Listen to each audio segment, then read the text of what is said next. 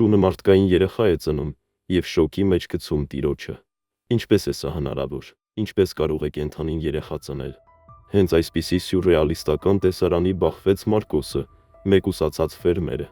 որը հայտնի էր իր մեծամտությամբ։ Երբ այդ առավոտ նա մտավ իր ֆերմայի ամբարը, այնինչ տեսավ, մարտահրավեր էր նետում տրամաբանությանն ու բնության օրենքներին։ Նրա շան Լիլիկայի նորածին ձագուկների մեջ գտնվում էր փխրուն, բայց կենդանի մարդկային մանուկ։ Դևի համայնքը հուզմունքի մեջ ընկավ։ Պատմությունը սկսեց տարածվել, իսկ հարցերը միայն շատանում էին։ Սակայն այս զարմանալի իրադարձության հետևում կանգնած ճշմարտությունն ավելի անհավանական էր, քան որևէ մեկը կարող էր պատկերացնել։ Մարկոսը 32-ամյա տղամարդը, լայն ուսերով և հպարտ կեցվածքով, միշտ ուշադրություն էր գրավում իր տպավորիչ արտաքինով։ Շատերը նրան համարում էին սառը մարդ, ով իրեն մյուսներից բարձր էր դասում։ Երբ նա անցնում էր քաղաքով իր հսկայական սև պիկապով, ոչ ոքի չէր արժանացնում ոչ ողջույնի, ոչ էլ նույնիսկ հայացքի, բայց միշտ չէ, որ այդպես էր եղել։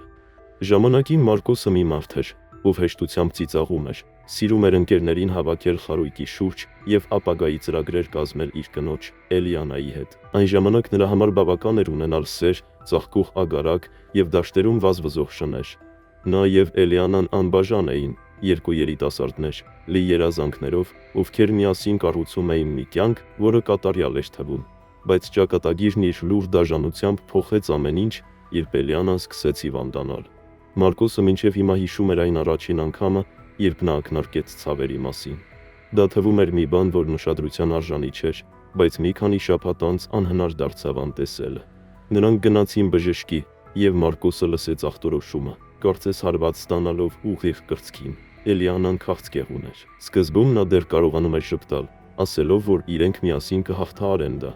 «Մենք ունենք այն ամենը, ինչ պետք է, Մարկոս, փող, ժամանակ և միմյանց», ասում էր նա, փորձելով համոզել և նրան, և ինքն իրեն։ Նա արեց հնարավոր ամեն ինչ, ծախսեց ամբողջ կարողությունը բժիշկների, դեղորայքի և բուժման փորձարարական մեթոդների վրա։ Նա տանում էր կնոջը երկրի լավագույն հիվանդանոցները, չխնայելով ոչ ուժ, ոչ միջոցներ, որպեսզի փրկեր կնոջը, ում այդքան շատ էր սիրում։ Ամեն անգամ, երբ անալիզները վատ լուրեր էին բերում, Մարկոսը սեղմում էր բռունցքները, հրաժարվելով հավատալ, որ փողը չի կարող լուծել այդ խնդիրը։ Բայց ոչինչ չօգնեց։ Վերջին ամիսներին Էլիանան հազիվ էր կարողանում վեր կենալ անկողնուց, և Մարկոսը տան սենյակներից մեկը վերածել էր ինքնաշեն հիվանդասենյակի։ Նա ամեն գիշեր նստում էր նրա կողքին, բռնելով ձեռքը, մինչ կինը խոսում էր ապագայի մասին, որը գիտեր, որ երբեք չի տեսնելու։ «Խոստացիր, որ կշարունակես ապրել, Մարկոս», ասաց նա մի գիշեր թույլ ձայնով։ «Խոստացիր, որ չես փակվի աշխարհից»։ Նա խոստացավ, բայց դա մի խոստում էր, որը նա երբեք չէր պատրաստվում կատարել։ Երբ Էլիանան մահացավ, նա վերածվեց ինքն իր ստվերի։ Ցավն ամբողջությամբ կլանեց նրան, հեռացնելով ընկերներից, քաղաքից և այն ամենից, ինչը ժամանակին նշանակություն ուներ։ Որպեսզի մոռանա, թե ով էր ինքը նախկինում, նա առանձնացավ իր ֆերմայում, շրջապատված միայն կենդանիներով և անծայրածիր դաշտերով։ Բացի կենդանիներից, ֆերմայում էր նաև Դոնյա Լուիզան, մի կին, ով գալիս էր ամեն օր տունը մաքրելու և ճաշ պատրաստելու համար։ Նա զուսպ էր, պարզապես կատարում էր իր աշխատանքը և խուսափում էր Մարկոսի հետ զրույցի ցանկացած փորձից։ Դժվար չէր նկատել, որ նրան այդպես ավելի էր դուր գալիս։ Նա կոպիտ չէր կնոջ հետ, բայց չէր էլ ջանում ընկերասեր լինել։ Լուիզան գիտեր, որ նա իր մեջ կրում է ինչ-որ ծանրություն, մի բան, որով հնարավոր է երբեք չկիսվեր, և այդ պատճառով հարգում էր նրա տարածքը։ Այդ առավոտ, դաշտերով իր ամենօրյա ձիավարության ժամանակ, Մարկոսը նորից զգաց սովորական դարձած դատարկությունը։ Երկինքը պարզ էր, օդը թարմ, բայց ոչինչ չէր կարող լցնել այն անդունդը, որ կար նրա ներսում։ Հասնելով բլրի գագաթին, որտեղից բացվում էր լայն տեսարան դեպի ֆերման, նա կանգ առավ և նայեց հեռվում գտնվող տանը։ Դա մեծ շինություն է, բայց նույնքան դատարկ, որքան ինքը։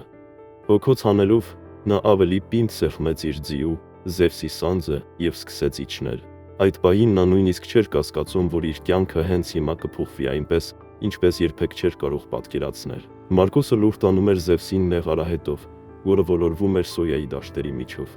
Ֆերմայի ձայներն այն ամենն էին, ինչ լցնում էր նրա մտքերը։ Տերևների սոսյունը, քամու փչելը, թռչունների հեռավոր երգը և Զևսի հազվադեպ խրխինջը, երբ ձին դանդաղեցնում էր ընթացքը։ Լիլիկան արագ հարմարվել էր տանը, լցնելով այն ուրախ աջոցով և աշխույժ բնավորությամբ։ Նա դարձել էր Էլիանայի եւ Մարկոսի հավատարիմ ուղեկիցը, միշտ հետևում էր նրանց ամեն օր, հատկապես Էլիանային, կարծես զգալով, որ կինը լրացուցիչ ջերմության եւ հոգատարության կարիք ունի։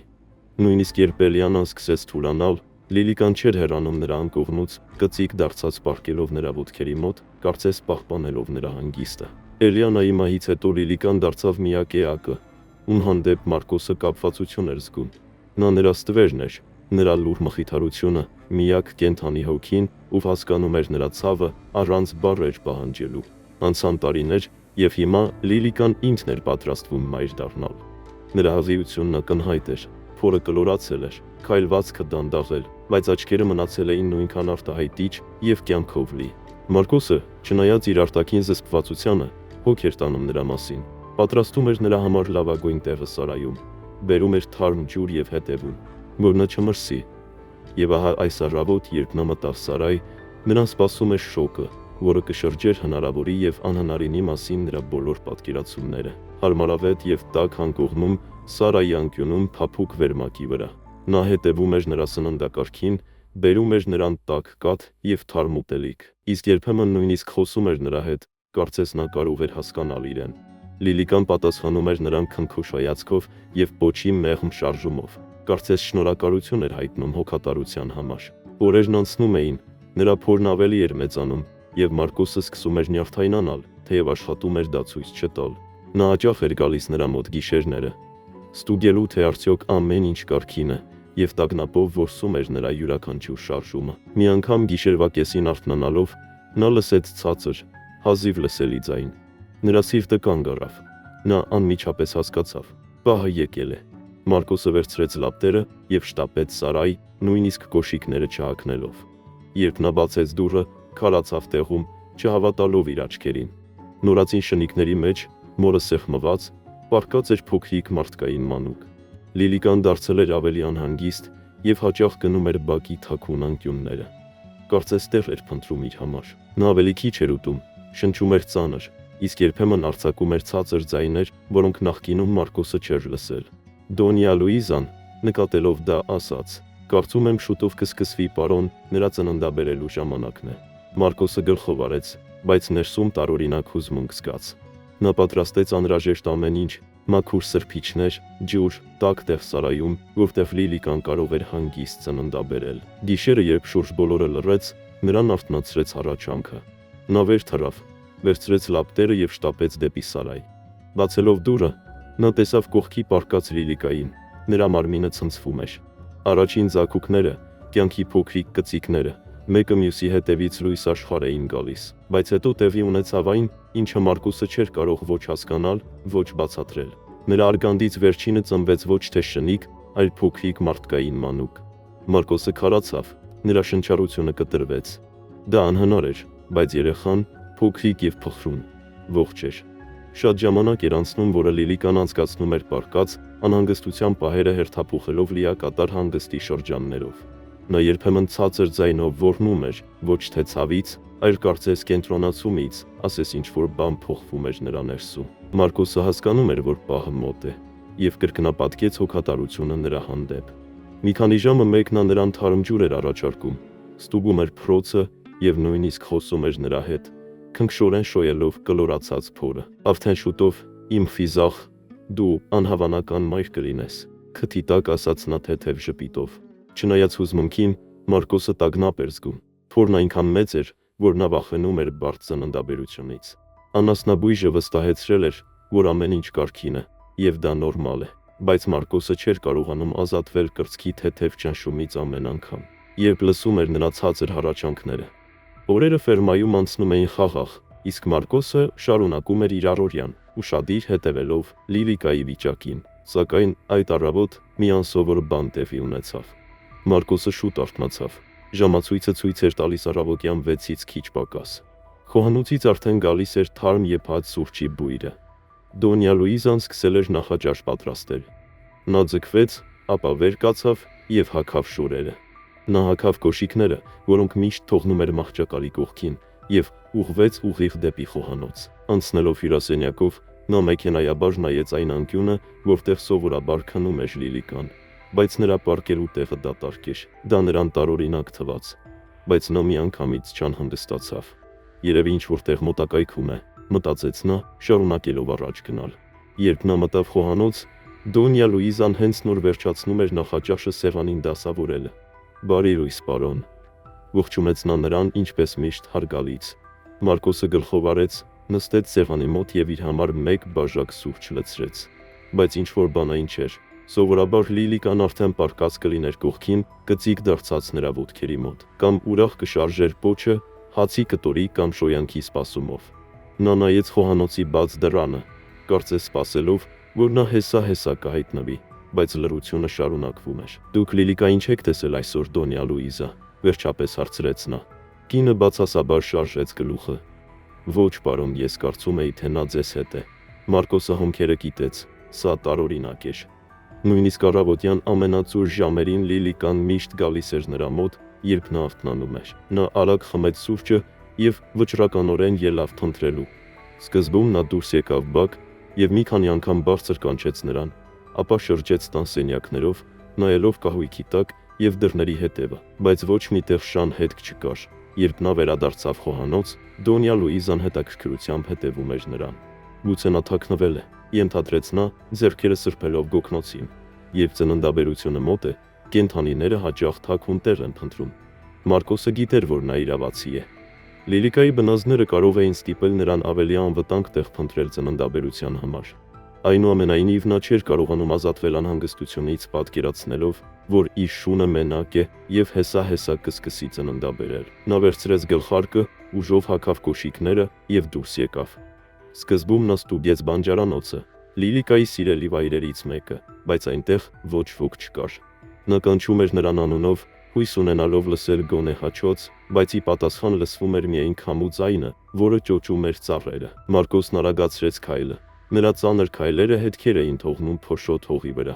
Որքան մոտենում էր, այնքան օդն ավելի ֆիտ էր թվում, եւ տհաճ նախազգացումը սեղմում էր սիրտը։ Նա փորձեց վանել վատ մտքերը։ Նա պարզապես մի հանգիստ տեղ է գտել, քթի տակ ասաց նա, փորձելով համոզել ինքն իրեն, բայց յուրաքանչյուր քայլի հետ տագնապը միայն աճում էր։ Եվ հանկարծ նա տեսավ դա։ Ուղիղ արահետի վրա, որը տանում էր դեպի սարայ, գետնին ցրված էին մուգ, անհարթ բծեր։ Մարկոսը քարացավ, նայելով արյան թարմ կաթիլներին։ Սիրտը թրթռաց։ Հետքը տանում էր ուղիղ դեպի սարայի կիսաբաց դուռը։ «Լիլիկա», շշնջաց նա, զգալով, թե ինչպես է մարմինը լարվում։ Չմտածելով նա վազեց, գլխարկը ընկավ գլխից, բայց նա ուշադրություն չդարձրեց։ Արյան կաթիլները շարունակվում էին մինչև փայտե զանգվածեղ դուռը, որը թեթևակի բաց էր։ Մարկոսը ուժով հրեց դուռը։ Փայտե դռները ճռռացին, ասես աղաչելով չխախտել լռությունը։ Ամենահեռավոր անկյունում ծղոտե փռոցի վրա պառկած էր Լիլիկան։ Նա ծանր շնչում էր, շրջապատված փոքրիկ մարմիններով, որոնք անշնորհք շարժվում էին։ Մարկոսը քայլ արեց առաջ, արտաշնչելով օդը, որը պահել էր կրծքում։ Նա ողջ էր, բայց երբ նա ավելի մոտեցավ, նրա հայացքը որսաց մի բան, որը ստիպեց նրան քարանալ տեղում։ Նորածին շնիկների մեջ գտնվում էր միանգամայն անսովոր մի բան,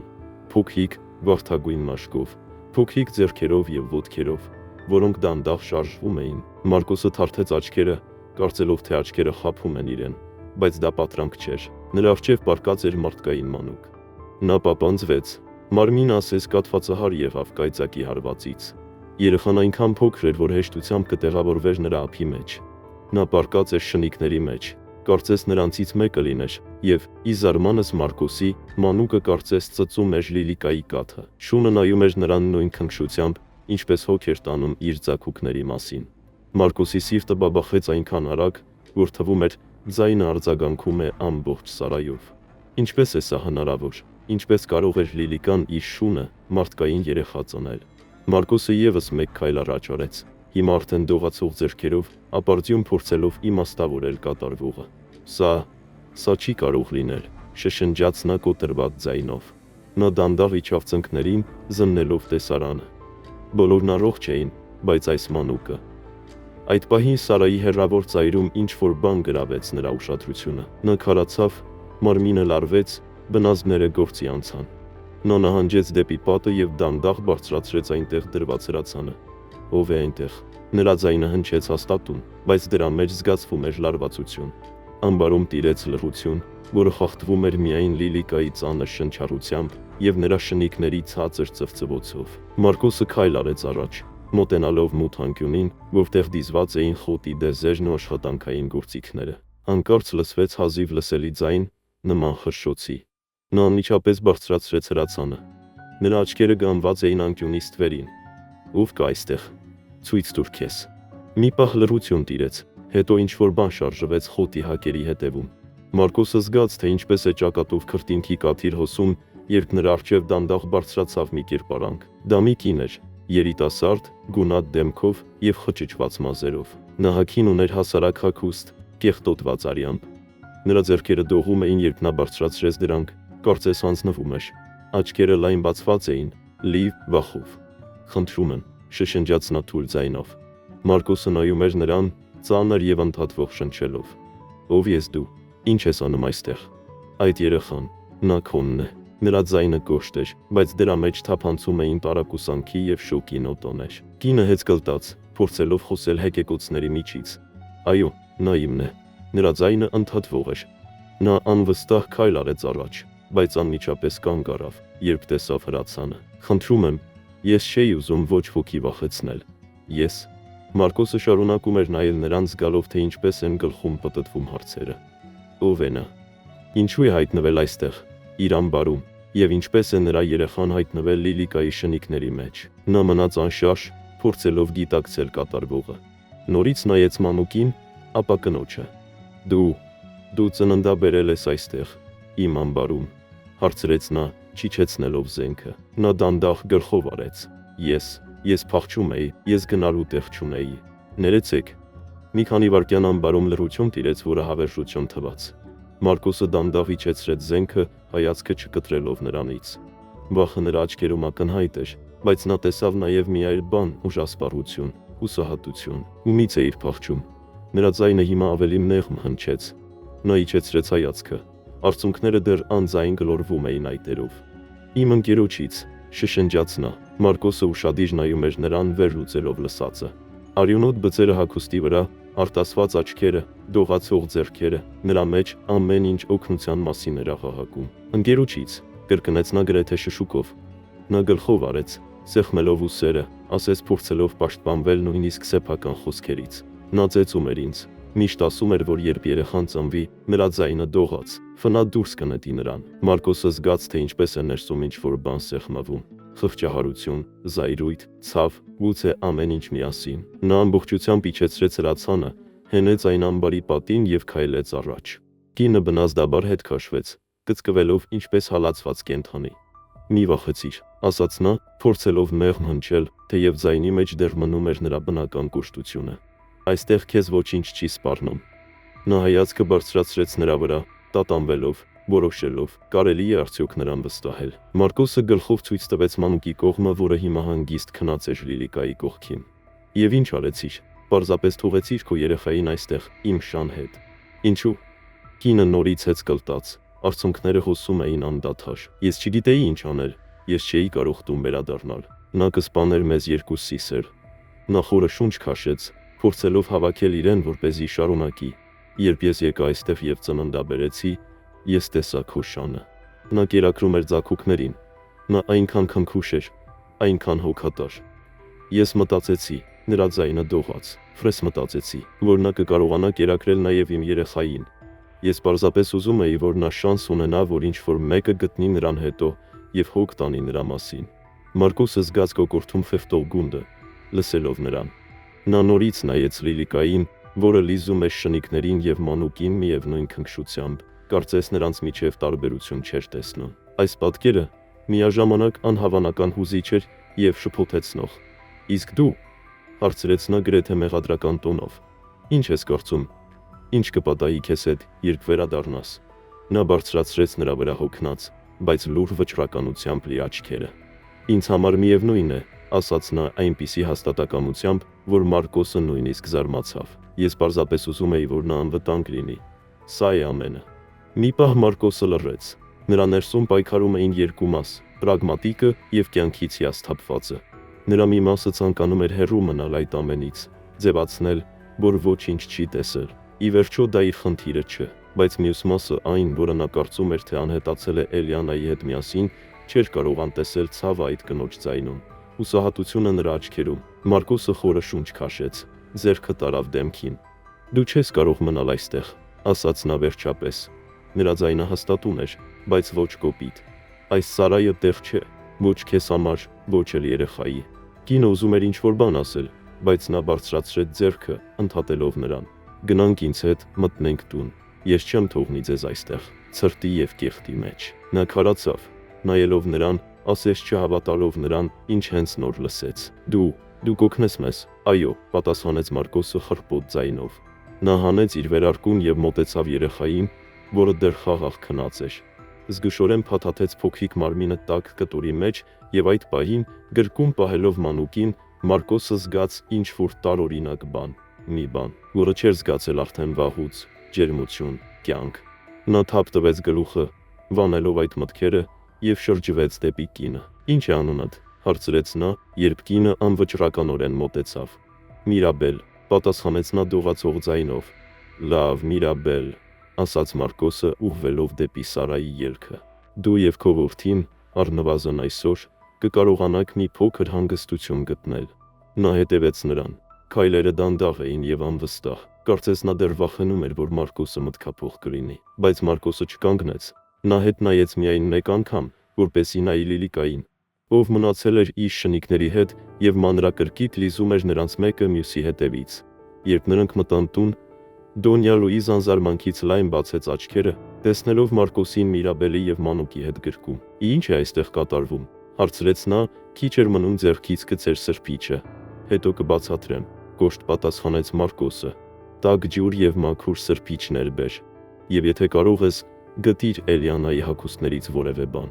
որը նրան կհամապատասխանի»։ Դոնյա Լուիզան մնաց բերանը բաց, բայց շտապեց կատարել խնդրանքը։ Միրաբելը քարացել է շեմին, կարծես չիմանալով ինչ անե։ Մարկոսը նայեց նրան և գլխով ցույց տվեց բազմոցի կողմը։ «Նստիր, դու այն տեսքն ունես, ասես հեսա վայր կընկնես»։ Նա հնազանդվեց, դանդաղ, անվստահ շարժումներով իջնելով նստատեղին, ամուր սեղմելով ձեռքերը։ Մարկոսը զգուշորեն դրեց մանուկին բազմոցին փռված ծածկոցի վրա։ Փոքրիկ, փխրուն մարմինը գրեթե թաղվել էր փափուկ կտորի մեջ։ Նրա շարժումները կոկիկ էին, իսկ աչքերում կարդացվում էր կենտրոնացվածություն և գրեթե պաշտպանական խստություն։ Վերջացնելով, նա հայացքը բարձրացրեց Միրաբելի վրա, ով դեռ դողում էր և միանգամայն ուժասպառ տեսք ուներ։ «Մենք հոգ կտանենք քո և երեխայի մասին, իսկ հետո կտեսնենք ինչ անել», ասաց Մարկոսը։ Նրա ձայնը հաստատուն էր, բայց մեղմ։ Միրաբելը գլխով արեց։ Նրա դեմքին դեռ արտացոլվում էր վախը, բայց աչքերում հույսի նոր կայծ փայլատակեց։ Դոնյա Լուիզան, դեռ փորձելով իմաստավորել կատարվողը, արագ վերադարձավ սրբիչներով և հին հագուստով, որ գտել էր Մարկոսի հանգուցյալ կնոջ պահարանում։ «Նրան օգնություն է պետք լողանալու համար», ասաց նա, նայելով Միրաբելին այն կնոջ հասկացող փորձառու հայացքով, ով գիտեր, թե ինչ է պետք անել։ «Թույլ տվեք ես հոգ տանեմ նրա մասին, պարոն, իսկ դուք առայժմ հետևեք փոքրիկին»։ Մարկոսը մի պահ տատանվեց, բայց հետո գլխով արեց։ Նա նորից վերցրեց երեխային ձեռքերի մեջ, զգալով թեթև քաշը և փոքրիկ մարմնի ջերմությունը։ Ձեռքերում պահել այդքան փխրուն էակին գրեթե սյուրռեալիստական էր։ Նրա ձեռքերը, կոշտացած և կոշտուկներով պատված դաշտում բազմամյա աշխատանքից, թվում էր, թե ստեղծված չէին նման քնքշության համար։ Դոնյա Լուիզան մեկնեց ձեռքը Միրաբելին, օգնելով նրան բարձրանալ։ «Գնանք աղջիկս, ես կօգնեմ քեզ կարգի բերել քեզ», ասաց նա այնպիսի տոնով, որում հնչում էր և հոգատարություն, և հաստատակամություն։ Միրաբելը կառչեց նրանից, և նրանք միասին դանդաղ ուղղվեցին դեպի լոգարան։ Այդ ընթացքում Մարկոսը հետևում էր մանուկին իր ձեռքերում, փորձելով գիտակցել տեղի ունեցածը։ Նա մոտեցավ խոհանոցի լվացարանին, որտեղ արդեն պատրաստել էր տաշտը, լցված տաք ջրով։ «Դե ինչ փոքրիկ», քթի տակ ասաց նա ավելի շատ ինքն իրեն, քան երեխային, ժամանակն է լողանալու։ Զգուշորեն նա իջեցրեց մանուկին ջրի մեջ,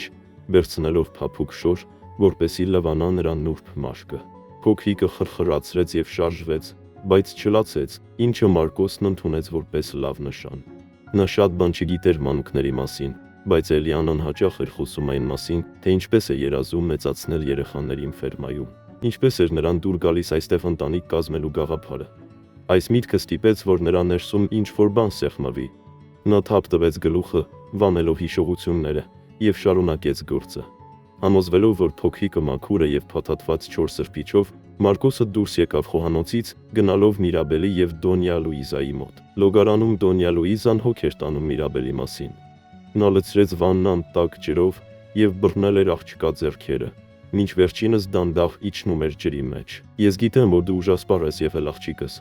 բայց քեզ ավելի թեթև կզգաս լողանալուց հետո, ասաց Լուիզան։ Միրաբելը լուր գլխով արեց։ Շնորհակալություն, շշնջաց նա, եւ նրա աչքերում արցունքներ փայլատակեցին։ Չարժե, պատասխանեց Լուիզան, զգուշորեն թրջելով նրա մազերը։ Մեր պարոնը կարող է կոշտ թվալ, բայց նա լավ մարդ է։ Քո բախտը բերել է, որ հայտնվել ես այստեղ։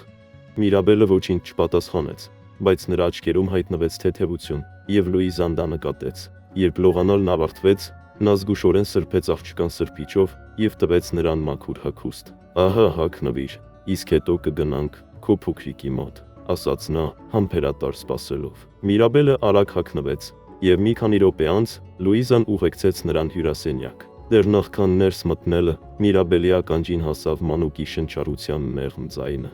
Երբ նրանք մտան, Մարկոսը նստած էր աթոռին, օրորելով փոքրիկին, որն արդեն քնած էր։ Տեսարանը խաղաղ էր թվում, փակ աչքերով, խորը քնած։ Միրաբելը կանգ առավ շեմին, հետևելով այս տեսարանին, եւ նրա ոտքերը դողացին հորդացող զգացմունքներից։ Մարկոսը հայացքը բարձրացրեց նրա վրա։ Ամեն ինչ կարգին է, ասաց նա, փորձելով լիցքաթափել մթնոլորտը։ Դատելով ամեն ինչից, նա պինդ տղա է։ Միրաբելը, համակված զգացմունքներով, դանդաղ մոտեցավ եւ մեկնեց ձեռքերը։ Մարկոսը մի պահ հապաղեց, նախքան գրեթե ակնածալից զգուշավորությամբ երեխային նրան փոխանցել է։ Երբ նա սեղմեց մանուկին կրծքին, նրա դեմքին արտացոլվեցին մաքուր սեր եւ թեթևություն։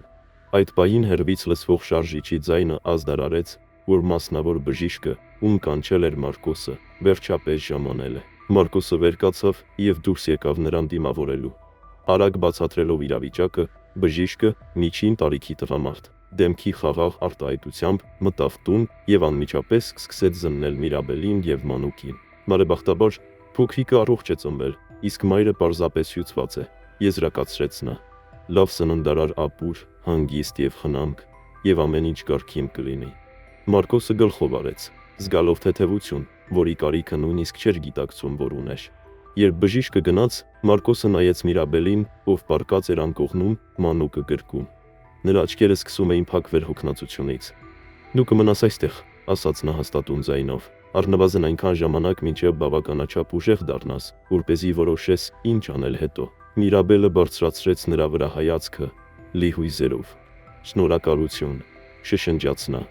Մարկոսը հայացքը թեքեց, իրեն անհարմար զգալով նման անկեղծ երախտագիտությունից։ Դեռ մի շնորհակալիր, պատասխանեց նա, ուղղվելով դեպի խոհանոց, որպեսզի տեսնի, վերջացրել է արդյոք սինյորա Լուիզան ապուրը։ Նա չգիտեր ինչպես, բայց զգում էր, որ իր կյանքն անդառնալիորեն փոխվել է։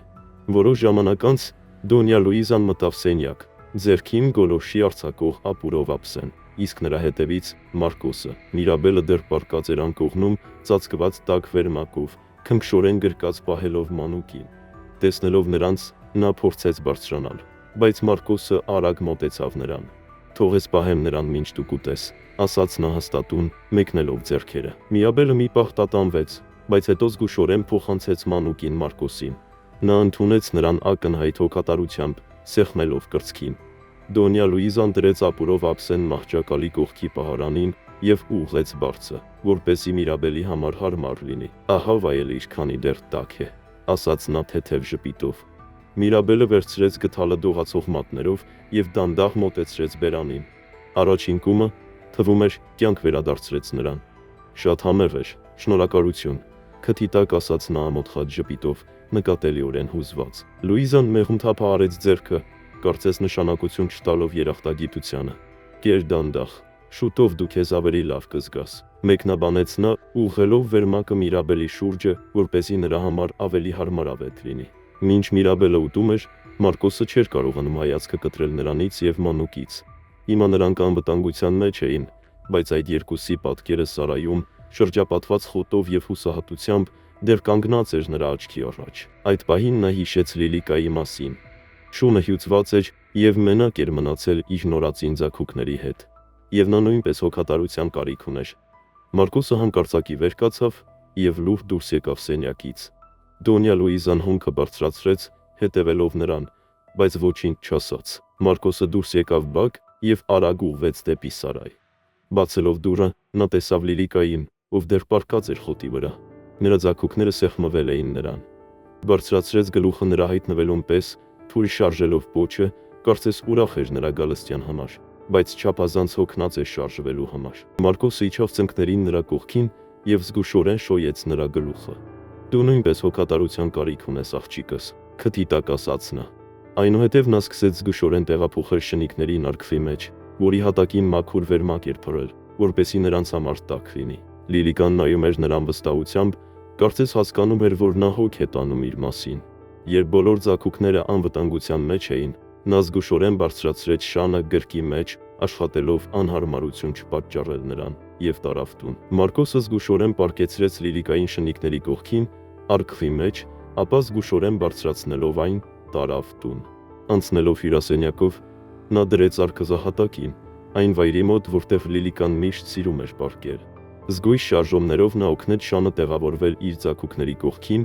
ապա բերեց կեր եւ թարմ ջուր, դնելով դրանք մոտիկ, որպեսզի նա ստիպված չլինի լարվել։ Լիլիկան նայեց նրան երախտագիտությամբ աչքերում, ապա լիզեց ձագուկներից մեկին, որը ցածր ծվծված։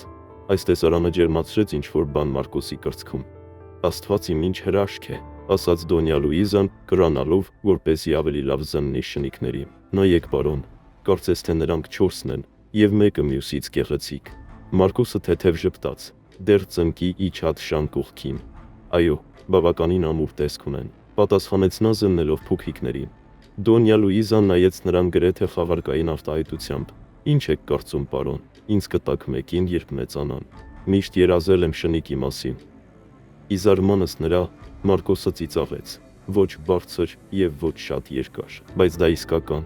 անկեղծ ծիծաղ էր, որը թվում էր զարմացրեց նույնիսկ իրեն։ Միգուցե, պատասխանեց նա, գլուխը շարժելով։ Եթե խոստանաս լավ հնամել նրան։ Լուիզան թարթեց աչքերը, ապշած, տեսնել Մարկոսին ծիծաղելիս, այն էր կատակելիս, իսկական հրաշք էր։ Նա նույնպես ծիծաղեց, թափահարելով խոհանոցի սրբիչը։ Դե ահա, ես հրաշք տեսա, պարոնը ծիծաղում է։ Ով կմտածեր, Մարկոսը միայն ուսերը թոթվեց, բայց նրա աչքերում հայտնվեց ինչ-որ նոր, հազիվ նկատելի փայլ։ Նա ուրիշ տեսք ուներ, ավելի կենդանի, եւ Լուիզան գիտեր ինչու։ Օրվա ընթացքում նա հետևում էր նրան, թե ինչպես էր նա հոգ տանում Միրաբելի եւ Մոնուկի մասին, թույլ չտալով, որ նրանք որևէ բանի կարիք ունենան։ Նա թեյ պատրաստեց Միրաբելի համար, համոզվեց, որ Մանուկը լավ է փաթաթված, եւ նույնիսկ առաջարկեց պատրաստել ուտելիք, եթե Միրաբելը հանգստանալու կարիք ունենա։ Մարկոսը ուշադիր էր յուրաքանչյուր մանրուքի հանդեպ, կարծես նրանց մասին հոգ տանելը նրա համար աշխարհի ամենակարևոր գործն էր։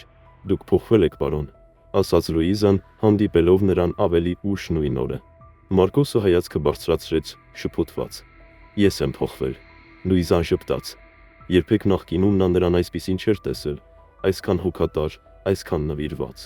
Նա միանգամից չպատասխանեց, միայն հայացքը տարավ դեպի Լիլիկան, ով հանգիստ քնած էր իր ձագուկների կողքին։ Միգուցե ինձ պարզապես պետք էր հիշել, թե ինչ է նշանակում կենդանի լինել, ասաց նա ցածր, բայց խորը իմաստով։ Լուիզան չպնդեց, միայն թեթևակի գլխով արեց, հասկացող ժպիտով։ Նա գիտեր, որ նույնիսկ եթե Մարկոսը բարձրաձայն չխոստովանի դա, նրա ներսում ինչ-որ բան արթնացել էր։ Այդ գիշեր տանը լռություն էր տիրում։ Շնիկների ցածր ծվծվոցը եւ Մանուկի հանգիստ շնչառությունը իրենց հետ բերում էին անսպասելի խաղաղության զգացում բոլորի համար։ Երբ հաջորդ օրը արևը ծագեց, ագարակը թվում էր էլ ավելի հանգիստ։ Լույսի առաջին ճառագայթները ներթափանցում էին պատուհաններից, բերելով թեթևություն, որն այնքան ուժեղ էր հակադրվում նախորդ օրվա լարվածությանը։ Միրաբելը կերակրում էր Մանուկին կրծքով, մինչ Մարկոսը եւ Դոնյա Լուիզան սուրճ էին պատրաստում խոհանոցում։ Առօրյան սկսում էր վերադառնալ նորմալ հուն, եւ տանը վերջապես տիրեց երկար սպասված հանգստությունը, բայց այդ հանգստությունը ընդհատվեց մոտեցող մեքենայի ձայնով։ Մարկոսը հայացքը բարձրացրեց, զարմացած։ Այստեղ հազվադեպ էին հայտնվում անկոչ հյուրեր։ Շարժիչի դղրդյունը փոխարինվեց դռան բարձր թակուցով։ Մարկոսը նայեց Լուիզային, ով սրբեց ձեռքերը գոգնոցին եւ ուղղվեց դեպի մուտքը։ Միրաբելը սակայն քարացավ տեղում։ Նրա աչքերը լայնացան, երբ նա լսեց տղամարդու ձայնը դրսից։ Բարի լույս, Ես հղի շիկահեր կնոջ եմ փնտրում։ Նա փախել է տանից, եւ որոշ մարդիկ ասացին, որ տեսել են նրան այս ուղությամբ գնալիս։ Նա անցել է այստեղով։ Միրաբելը զգաց, թե ինչպես է մարմինը փայտանում։ Այդ ձայնը։ Նա ճանաչեց այդ ընդգծված քաղաքավարի տոնը, այդ բարյացակամությունը, որի հետևում թաքնված է շատ ավելի չարագուշակ մի բան։ Դա նա էր, նրա ամուսինը, նրա դահիճը։ Վախը համակեց նրան, եւ չհասցնելով նույնիսկ մտածել, նա վեր թռավ, ամուր սեղմելով մանուկին կրծքին, եւ նետվեց դեպի լոգարան։ Փակելով դուռը նա զգուշորեն պտտեց բանալին փականի մեջ, ապա մեջքով հենվեց դռանը, ձեռքով փակելով բերանը, որպեսզի խլացնի ցանկացած հնարավոր ձայն։ Հյուրասենյակում Լուիզան նայեց դռան մոտ կանգնած տղամարդուն։ Առաջին հայացքից նա անվնաս էր երևում, լավ հագնված, դեմքի մեղմ դիմագծերով եւ քաղաքավարի ժպիտով, բայց նրա հայացքում ինչ-որ բան կնոջ մոտ կասկած առաջացրեց։ Նախքան նա կհասցներ պատասխանել, սենյակ մտավ Մարկոսը, ընդհատելով խոսակցությունը։ «Ո՞վ եք դուք, եւ ինչ է ձեզ պետք այստեղ», հարցրեց նա ուղիղ, առանց ավելորդ արարողակարգերի, մոտենալով դռանը։ Տղամարդը ժպտաց, բայց նրա դեմքին լարվածություն էր նկատվում։ «Իմ անունը Էդգար է, ես փնտրում եմ կնոջս։ Նա հղի է եւ փախել է տանից։ Որոշ մարդիկ ասացին, որ նա կարող էր եկած լինել այստեղ, եւ ես մտածեցի, որ հնարավոր է դուք տեսել եք նրան»։ Մարկոսը խաչեց ձեռքերը կրծքին, ուշադիր զննելով անծանոթին։ Նա հանգիստ տեսք ուներ, բայց Մարկոսը կարողանում էր ճանաչել վախկոտներին։ Կար ինչ-որ բան նրա կեցվածքում, նրանում, թե ինչպես էին նրա աչքերը արագ զննում տան ներսը, փնտրելով որևէ նշան։ «Ոչ, ոչ ոքի չեմ տեսել», պատասխանեց Մարկոսը հաստատուն։ «Ոչ, եւ նույնիսկ եթե տեսած լինեի, դա քո գործը չէ», Էդգարը կկոցեց աչքերը ձգված ժպտալով։ «Ես պարզապես ուզում եմ համոզվել, որ նրա հետ ամեն ինչ կարգին է։ Ի վերջո, դա իմ կինն է, նա կրում է իմ երեխային»։ Մարկոսը զգաց, թե ինչպես է արյունը եռում։ Նրա առաջին մղումն էր ուժով դուրս շպրտել մարդուն այստեղից, բայց նա գիտեր, որ պետք է իրեն ձեռքերի մեջ պահի։ «Ես արդեն ասացի, որ ոչ ոքի չեմ տեսել, իսկ հիմա, եթե թույլ կտաք, ես գործ ունեմ»։ Էդգարը քայլ արեց առաջ, փորձելով նայել տան ներսը։ «Դու վստահ ես»։ Որոշ մարդիկ ասացին, որ նա ուղղվել է հենց այստեղ։ Այդ պահին Մարկոսը ինքը քայլեց առաջ, ամբողջությամբ փակելով նրա տեսադաշտը։ Նրա հայացքը դարձավ ավելի կոշտ, իսկ ձայնը՝ էլ ավելի կտրուկ։ «Ես քեզ արդեն ասացի, ես ոչ ոքի չեմ տեսել։ Իսկ հիմա կորիր այստեղից, քանի դեռ համբերությունս չեմ կորցրել»։ Էդգարը հապաղեց, գիտակցելով, որ Մարկոսն այն մարդը չէ, ում հետ արժե վիճել։ Վերջապես նա միայն ուսերը թոթվեց եւ շրջվեց։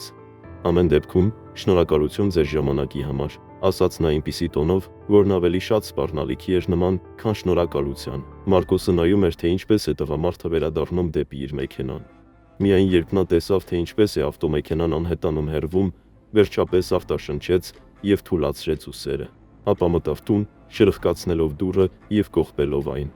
«Միրաբել», կանչեց նա, ուղղվելով դեպի միջանցք։ «Ամեն ինչ կարգին է, կարող ես դուրս գալ»։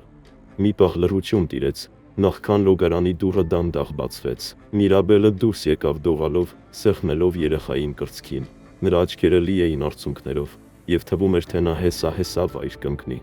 Չասելով ոչ մի բառ, նա մի քանի անվստահ քայլ արեց եւ ի զարմանս Մարկոսի նետվեց նրա գիրկը։ Մարկոսը մի պահ քարացավ, զարմացած, նախքան զգուշորեն ձեռքերը կդներ նրա ուսերին, փորձելով հանգստացնել։ «Ամեն ինչ կարգին է», նա գնաց, ասաց նա խռպոտ, բայց մեղմ ձայնով։ Միրաբելը անձայն լալիս էր, ավելի պինդ սեղմելով երեխային իրեն։ Շնորհակալություն, որ ստեցիր։ Ես չգիտեմ ինչ կպատահեր, եթե նա գտներ ինձ այստեղ»։ Մարկոսը գլուխը շարժեց։ «Դա ոչինչ չի նշանակում, բայց դու պետք է մի բան անես դրա հետ։ Դու չես կարող ամբողջ կյանքում փախչել»։ Միրաբելը մի փոքր հեռացավ, նայելով նրան դեռ արտասված աչքերով։ «Ես չեմ կարող նրան մեղադրել, նա վտանգավոր է։ Եթե ես ապացույցներ չունենամ, նա կմնա ազատության մեջ։ Նա կվրեժխնդիր լինի, կգտնի ինձ, վնաս կտա երեխային»։ Մարկոսը սեղմեց շուրթերը։ Նրա զայրույթն ակնհայտ էր։ Նա ուզում էր գործել անմիջապես ամեն ինչ լուծել, բայց գիտեր, որ ամեն ինչ այդքան պարզ չէ։ «Այստեղ դու անվտանգության մեջ ես, գոնե առայժմ, բայց սա չի կարող հավերժ շարունակվել։ Մենք մի բան կմտածենք»։ Նա գլխով արեց, դեռ դողալով, բայց նրա աչքերում հույսի թույլ նշուր երևաց։ Դոնյա Լուիզան, ով հետևում էր ամեն ինչին խոհանոցից, գլուխը շարժեց, ջուրը դնելով կրակին։ «Այս մարդը բոլորովին այնպիսին չէ, ինչպիսին նրան պատկերացնում են գյուղում։ քթի տակ ասաց նա թեթև ժպիտով։ Տան մթնոլորտը մնում էր լարված։ Տունը ընկղմվեց զուսպ հանգստության մեջ։ Միրաբելը գնաց սենյակ, որպեսզի մի փոքր հանգստանա, մինչ Մարկոսը և Դոնյա Լուիզան զբաղվում էին հասարակ գործերով, որոնք ապահովում էին ֆերմայի աշխատանքը։ Մթնոլորտը կարծես դանդաղ վերադառնում էր կորսված ներդաշնակությանը։ Գիշերը իջավ ֆերմայի վրա, բերելով իր հետ գյուղական վայրին բնորոշ զովություն։ Տանը տիրում էր լռություն, լուսավորված միայն լամպերի մեղմ լույսով։ Միրաբելը սենյակում էր, վերջացնելով կերակրել մանուկին, ով արդեն սկսում էր քնել նրա ձեռքերի վրա։ Մարկոսը իր հերթին կանգնած էր պատշգամբում, հետևելով աստղալից երկնքին, ձեռքին պահելով սուրճի բաժակը։ Թվում էր, թե նա խորասուզված էր իր մտքերի մեջ, դեմքի լուրջ արտահայտությամբ, բայց նրա մեջ ինչ-որ բան ուրիշ էր։ Հաջորդ առավոտ, մինչ Լուիզան ընկերակցում էր Միրաբելին և օգնում նրան երեխայի հարցում, Մարկոսը ձիով գնաց բարձր մարգագետին ստուգելու ցանկապատերը, որոնք վերանորոգման կարիք ունեին։ Զևսը հանգիստ վազում էր, մինչ Մարկոսը ամրացնում էր թուլացած լարերը։ Բարձունքից նա կարող էր տեսնել ամբողջ ֆերման, հետևելով փարախներին և հեռվում գտնվող տանը։ Նա կենտրոնացած մեխում էր նոր սյունը ցանկապատի մեջ, երբ հեռվում ինչ-որ բան գրավեց նրա ուշադրությունը։ Ավտոմեքենան թեթև փոշի էր բարձրացնում, մոտենալով ֆերմայի մուտքին։ Մարկոսը կանգ առավ և հոնքերը կիտեց։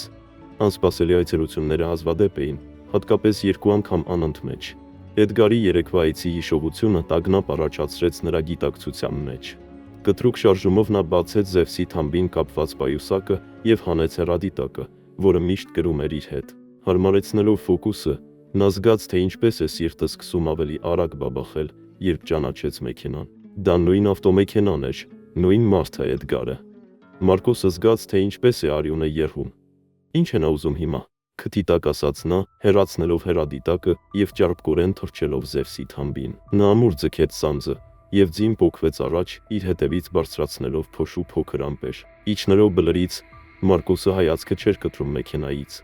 Նա սպասում էր, որ Էդգարը կուղղվի ուղիղ դեպի տուն, բայց ավտոմեքենան կանգ առավ ավելի շուտ, մեծ ծառի ստվերում։ Դաստակերտից մոտ 200 մետր հեռավորության վրա։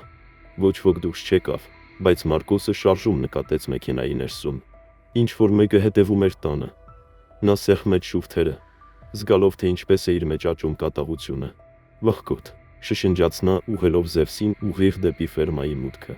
Ցատկելով ձիուց, նա արագ կապեց նրան փարախի մոտ և վստահ քայլերով մտավ տուն։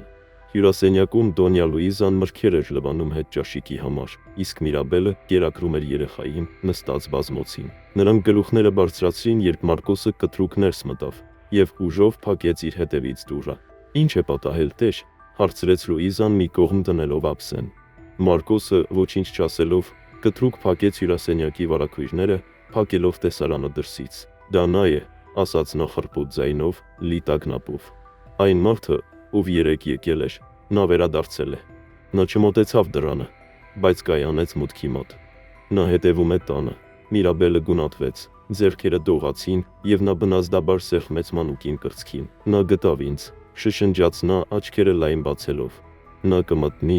նա վնաս կտա մեզ»։ Նախքան նրա տագնապը կհաղթեր, Լուիզան արագ մոտեցավ նրան և ամուր դրեց ձեռքերը նրա ուսերին։ «Հանգիստ աղջիկս», հաստատուն ասաց նա։ «Դու անվտանգության մեջ ես այստեղ։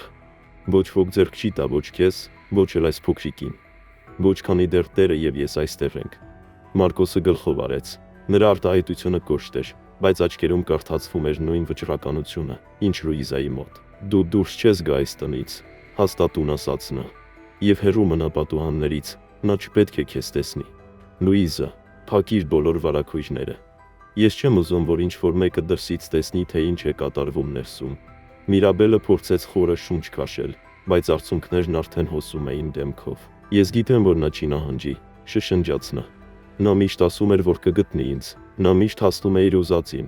Մարկոսը մոտեցավ և իջավ ծնկներին բազմոցի մոտ, որպեսզի հայտնվի նրա մակարդակին։ «Նայի ինձ», ասաց նա։ Նրա ձայնը մեղմ էր, բայց դրանում ուժ էր հնչում։ «Նա այստեղ չի մտնի, կարող է փորձել, բայց նրա մոտ չի ստացվի։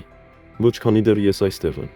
Միրաբելը նայեց նրան, և արցունքները շարունակում էին գլորվել այտերով, բայց Մարկոսի արտահայտության մեջ ինչ-որ բան հանգստացնում էր նրան։ Դրանում կար հաստատակամություն, վստահություն, որը նրան այդքան պակասում էր։ Նա դանդաղ գլխով արեց, փորձելով զսպել հեկեկոցը։ Լուիզան, ով արդեն փակում էր խոհանոցի վարագույրները, նորից նայեց Մարկոսին։ «Եվ ինչ եք պատրաստվում անել նրա հետ», հարցրեց նա։ «Կանգնած է այնտեղ ինչպես գազանադարանում»։ Մարկոսը սեղմեց բռունցքները, ակնհայտորեն մտածելով նույն բանի մասին։ «Դեռ չգիտեմ», խոստովանեց նա ցածր ձայնով, լի զայրույթով։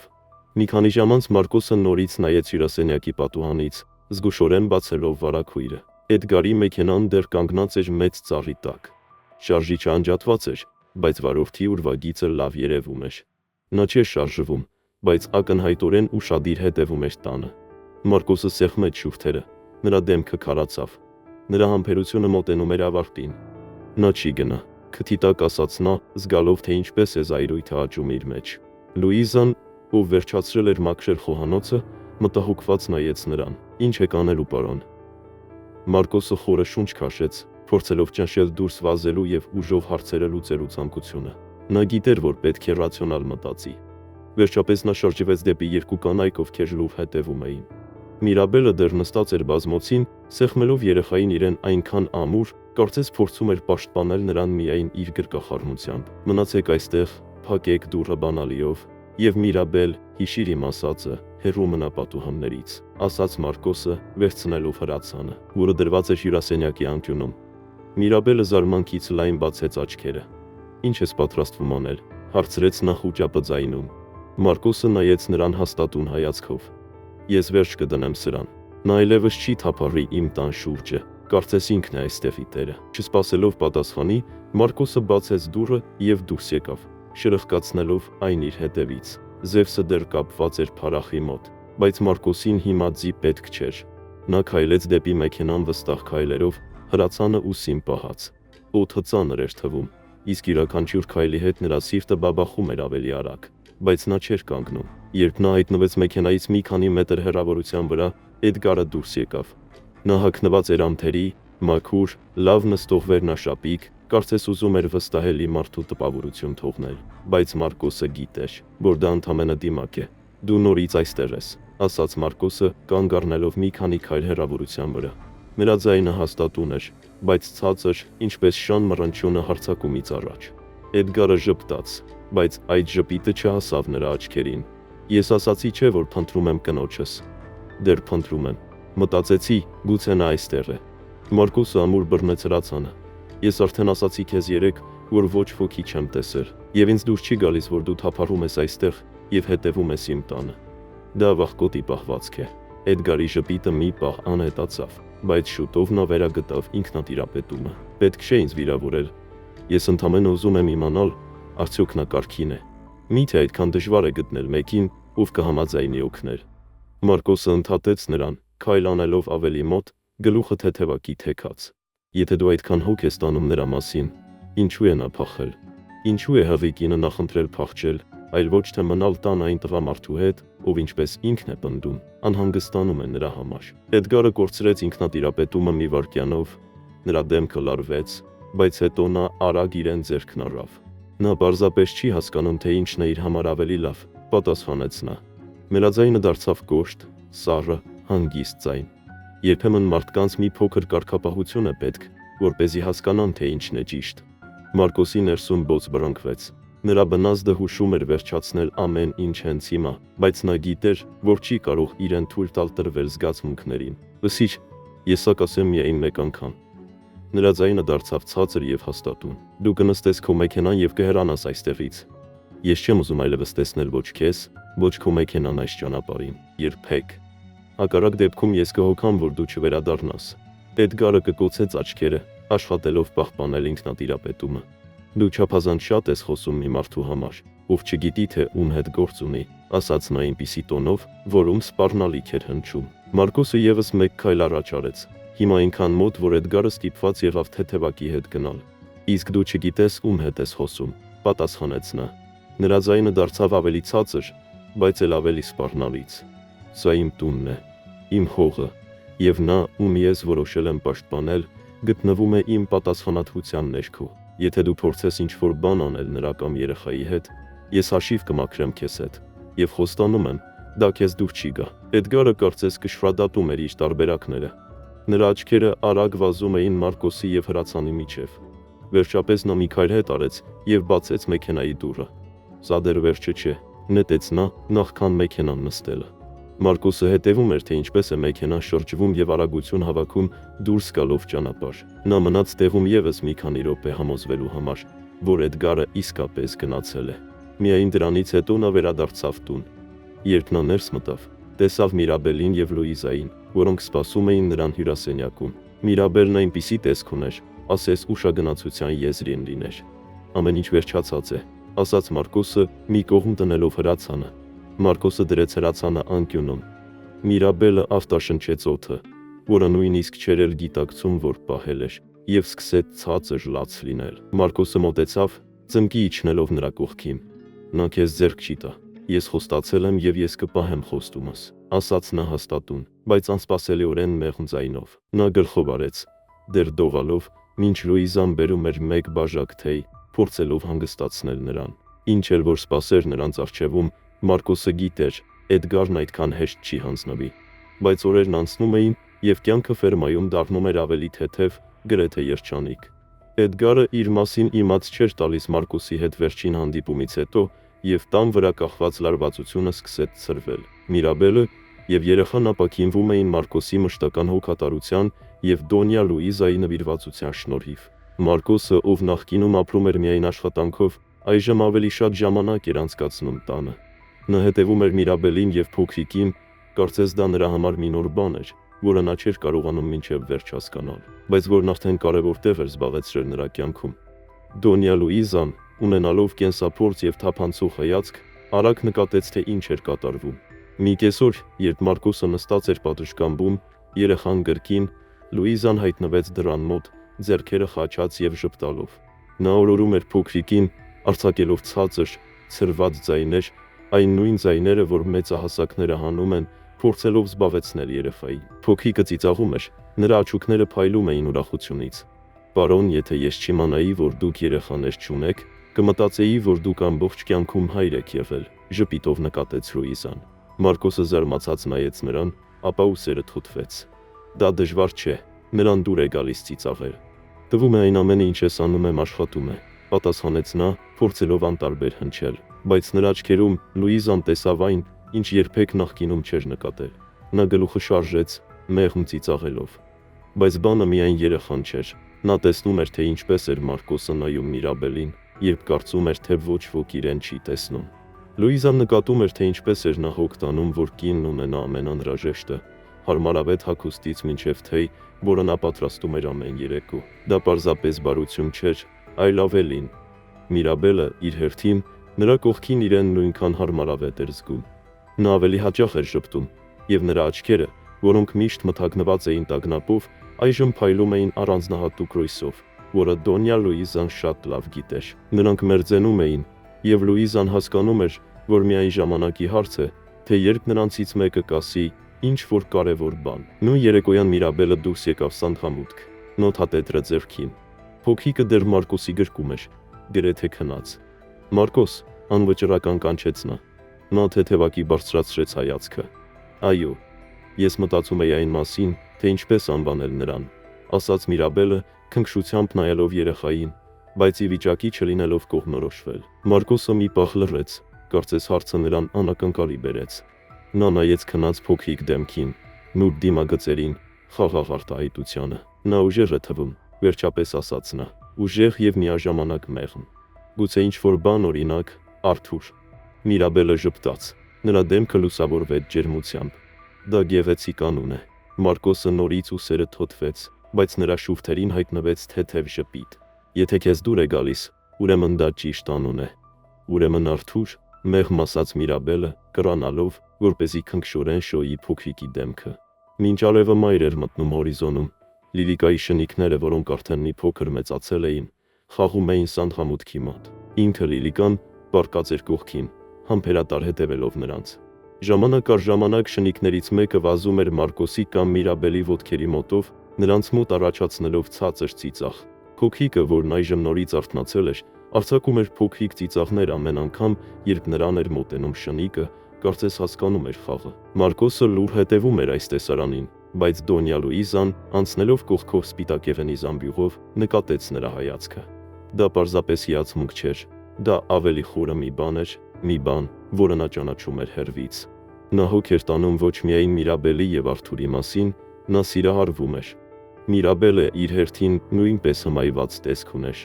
Ամեն անգամ, երբ Մարկոսը ինչ-որ բան էր անում փոքրիկի համար, նա նայում էր նրան երախտագիտությամբ և էլի ինչ-որ բանով, մի բանով, որը դեռ չէր համարձակվում խոստովանել նույնիսկ ինքն իրեն, օրերը դառնում էին ավելի խորիմաստ։ Դրանք արդեն պարզապես թռուցիկ հայացքներ չէին, այլ պահեր, երբ ժամանակը կարծես կանգ էր առնում, և նրանք հայտնվում էին իրար ներկայության գերության մեջ։ Ասես ինչ-որ կարևոր բան պետք է ասվեր, բայց նրանցից ոչ ոք չէր համարձակվում արտասանել դա բարձրաձայն։ Այդ գիշեր, երբ Մարկոսը գնաց խոհանոց մեկ բաժակ ջրի հետևից, նա գտավ Դոնյա Լուիզային, ով կարգի էր բերում սեղանը։ Նա նայեց նրան ժպիտով, որում կարդացվում էր ավելի շատ հասկացողություն, քան հարկներ։ Դուք գիտեք, որ կապվել եք նրանց հետ, ճիշտ է։ Մարկոսը քարացավ տեղում, նայելով նրան զգուշավորությամբ։ Ես չգիտեմ ինչի մասին ես խոսում։ Լուիզան գլուխը շարժեց, քմծիծաղ տալով։ Ես տեսել եմ, թե ինչպես ես դու նայում նրան և Արթուրին։ Պետք չէ ձևացնել, թե ոչինչ տեղի չի ունենում։ Դա գեղեցիկ է, իմացիր։ Մարկոսը հայացքը թեքեց, փորձելով թաքցնել թեթև կարմրությունը, որն հայտնվել էր դեմքին։ Ես պարզապես հոգ եմ տանում։ Պարզապես անում եմ այն, ինչ ճիշտ է։ Իհարկե, ասաց Լուիզան այնպիսի տոնով, որը պարզ հասկացնել տվեց, որ նա նրան չի հավատում։ Բայց պարոն, երբեմն այն, ինչ ճիշտ է, նույնն է, ինչ ուզում է սիրտը։ Մարկոսը չպատասխանեց, միայն գլուխը շարժեց և դուրս եկավ խոհանոցից։ Բայց այս խոսքերը հնչում էին նրա մտքերում ավելի երկար, քան նա կցանկանար խոստովանել։ Հաջորդ առավոտ, դեռ վաղ, լռությունը խախտեց սուր ճչոցը, որը գալիս էր հյուրասենյակից։ Մարկոս։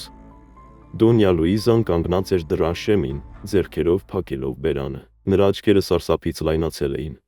Մարկոսը վեր թռավ անկողնուց, ակնթարթորեն արթնանալով, և նետվեց դեպի սենյակի դուռը, մինչ Լուիզայի խուճապով լի ձայնը լսվում էր տան մյուս ծայրից։ Պարոն, Լիլիկան է, եկեք արագ, խնդրում եմ։ Նրա ճիչը կոտրված էր։ Միրաբելը, ով նույնպես արթնացել էր աղմուկից, վեր թռավ մահճակալից։ Նրա սիրտը խելագարի պես բաբախում էր։ Նա ավելի պինդ սեղմեց իրեն Արթուրին, ով սկսել էր լաց լինել, վախենալով ընդհանուր իրարանցումից։ Վազելով հյուրասենյակ, նա տեսավ Դոնյա Լուիզային դռան մոտ և Մարկոսին, ով արդեն սլանում էր դեպի սանդղամուտք։ Նրա սիրտը ծանր խփում էր, մինչ նա հատում էր հյուրասենյակը և ուժով բացում մուտքի դուռը։ Այն, ինչ նա տեսավ, ստիպեց նրան սառել։ Լիլիկան, նրա հավատարիմ ուղեկիցը, պառկած էր գետնին ցնցվելով։ Նրա բերանին սպիտակ փրփուր էր հայտնվել, իսկ աչքերը կորցրել էին կյանքի նշույլները։ Նա թունավորված էր։ Լիլիկա, բղավեց Մարկոսը, նետվելով նրա կողմը և բռնելով նրա գլուխը։ Շունը թույլ նվնված, նրա մարմինը ցնցվում էր սպազմներից։ Նա շնչում էր դժվարությամբ, կարծես յուրաքանչյուր շնչի հետ կյանքը դուրս էր գալիս նրանից։ Մարկոսի սիրտը յուրաքանչյուր սպազմի հետ ասես պատռվում էր, բայց արյունը նրա երակներում իսկապես սառեց, երբ նա նկատեց թղթի կտորը, կապված նրա վսկապին։ Մարկոսը դողացող ձեռքերով իջավ ծնկներին Լիլիկայի կողքին և պոկեց երկտողը։ Թուղթը ճմրթված էր, բայց հաղորդագրությունը չափազանց պարզ։ Դու ընտրեցիր պաշտպանել նրանց։ Հիմա դու գիտես, կինը, դա կարող էր լինել միայն նա։ Մարկոսի երակներում եռաց կատաղությունը, բայց այդ պահին միակ բանը, որ նշանակություն ուներ, Լիլիկային փրկելն էր։ Զգուշորեն, չնայած նրա ջղաձգական ցնցումներին, նա բարձրացրեց նրան գրկի մեջ։ Նա այնքան փխրուն էր թվում, այնքան փոքր, իսկ դատարկությունը նրա հայացքում պատռում էր Մարկոսին ներսից։ Չասելով ոչ մի բառ, Մարկոսը վազեց դեպի բեռնատարը, ուշադրություն չդարձնելով Միրաբելի և Լուիզայի անհանգիստ ճիչերին։ Նա խնամքով դրեց Լիլիկային ուղևորի նստատեղին, փաթաթելով նրան վերմակներով, որպեսզի թույլ չտա, որ նա ավելի շատ վնասի իրեն ճանապարհին։ Մարկոսը գործի գցեց շարժիչը և այնպիսի ուժով սեղմեց գազին, որ իր հետևից փոշու ամպեր բարձրացան։ Ճանապարհը դեպի անասնաբույժը անվերջանալի էր թվում, իսկ յուրաքանչյուր վայրկյանը տևում էր հավերժություն։ Երբ նա վերջապես հասավ կլինիկա, անասնաբույժը, Մարկոսի հին ընկերը, բժիշկ Գուստավոն, շտապեց ընդառաջ, տեսնելով, թե ինչպես է բեռնատարը կանգնում շենքի առջև։ Նրան թունավորել են, ասաց Մարկոսը լարված ձայնով, փոխանցելով Լիլիկային Գուստավոյի ձեռքը։ Արա մի բան, խնդրում եմ։ Բժիշկ Գուստավոն ժամանակ չկորցրեց։ Նա արագ տարավ Լիլիկային ներս և անմիջապես սկսեց առաջին օգնություն ցուցաբերել։ Ներարկեց հակաթույն, լվաց նրա օրգանիզմը, որպեսզի չեզոքացնի թույնը, եւ հետևում էր նրա շնչառությանը։ Մարկոսը հետևում էր անօգնական, մինչ ժամանակը կարծես կանգ էր առել։ Մարկոսը, ով հազվադեպ էր ցույց տալիս իր հույզերը, չկարողացավ զսպել արցունքները։ Նա նստեց սենյակի անկյունում, դեմքը ծածկելով ձեռքերով։ Միտքը, որ նա կարող է կորցնել Լիլիկային, անտանելի էր։ Նա նրա ամենահավատարիմ ընկերն էր, միակը, ով մնացել էր նրա կողքին ամենամութ ժամանակներում։ Այդ ընթացքում, ագարակում, Լուիզան եւ Միրաբելը իրենց տեղը չէին գտնում։ Լուիզան քայլում էր տնով մեկ, աղաչելով Աստծուն փրկել Շանը։ Նա դրան արժանի չէ, շշնջում էր նա։ Միրաբելը նստած բազմոցին, Արթուրը գրկին, անձայն լալիս էր։ Ես պետք է գնամ, հանկարծ ասաց նա, վեր կենալով վճռականությունը աչքերում։ Ուր ես պատրաստվում գնալ, հարցրեց Լուիզան անհանգստացած։ Ես գնում եմ։ Ես չեմ կարող այստեղ մնալ։ Սա իմ պատճառով նա արեց դա Լիլիկայի հետ։ Նա կանգ չի առնի։ Եթե ես մնամ, կպատահի ավելի վատ բան։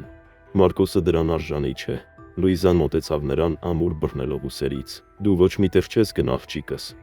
Իսկ փոքրիկը, ուր ես նրան տանելու։ Մարկոսը ռիսկի է դիմում ամեն ինչով, որպեսզի պաշտպանի ձեզ։ Մի քանդիր դա։ Սպասիր մինչև նա վերադառնա։ Մենք կհաղթահարենք սա միասին։ Միրաբելը դողում էր, մեղքի զգացումը սկսում էր ուտել նրան ներսից։ Իսկ եթե նա վերադառնա, իսկ եթե նա վնասի էլի ինչ-որ մեկի, ես չեմ կարող վտանգել նրանց կյանքը։ Լուիզան գլուխը շարժեց, նրա ձայնը դարձավ հաստատուն։ Վստահիր Մարկոսին, նա կանի ամեն ինչ, ինչ պետք է, որպեսզի պաշտպանի քեզ եւ Արթուրին։ Նա արդեն ապացուցել է դա։ Իսկ հիմա նստիր եւ սպասիր։ Աղոթենք, որ Լիլիկայի հետ ամեն ինչ լավ լինի։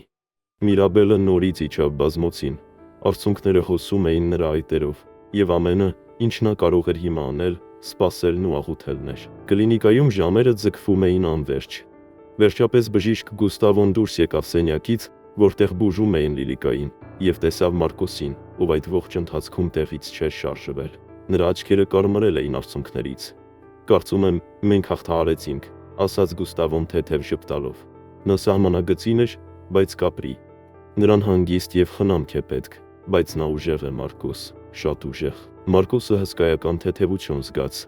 Նա վեր կացավ եւ ամուր սեղմեց անասնաբույժի ձեռքը։ Շնորհակալություն, Գուստավո, շնորհակալություն։ Նա մտավ սենյակ, որտեղ պառկած էր Լիլիկան։ Նա դեռ թույլ տեսք ուներ, բայց նրա աչքերը ճանաչեցին տիրոջը, իսկ պոչի թեթև շարժումը բավական էր։ Մարկոսի սիրտը լցվեց երախտագիտությամբ։